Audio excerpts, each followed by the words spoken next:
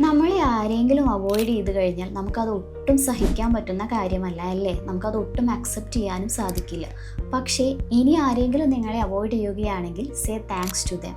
എന്താണെന്നോ, ഞാനൊരു കുട്ടി കഥ പറഞ്ഞു തരാം. ഒരിക്കൽ ഒരു കുട്ടിക്ക് അവളുടെ അച്ഛൻ ഒരു ബലൂൺ വാങ്ങിക്കൊടുത്തു. പക്ഷെ ആ കുട്ടിക്ക് ആ ബലൂൺ ഒട്ടുമേ ഇഷ്ടമായില്ല.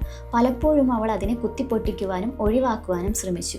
പക്ഷെ ആ ബലൂൺ അവളെ ഇഷ്ടമായതുകൊണ്ട് തന്നെ എല്ലായ്പ്പോഴും അവളോട് തന്നെ ചേർന്ന് നിന്നു. ഒരിക്കൽ അവളുടെ കൂട്ടുകാർ പറഞ്ഞു, നീ എങ്ങനെയെങ്കിലും ഈ ബലൂൺ ഒന്ന് ഒഴിവാക്കിയാൽ നിനക്ക് പുതിയത് കിട്ടുമല്ലെന്ന്. ഇത് കേട്ടപ്പോൾ അവൾ അതിനു വേണ്ടിയുള്ള ശ്രമങ്ങൾ തുടങ്ങി. ഇത് മനസ്സിലാക്കിയ ബലൂൺ ആ അവോയ്ഡൻസിനെ അക്സെപ്റ്റ് ചെയ്യുകയും സ്വയം ഒഴിഞ്ഞു കൊടുക്കുവാനും തീരുമാനിക്കുന്നു.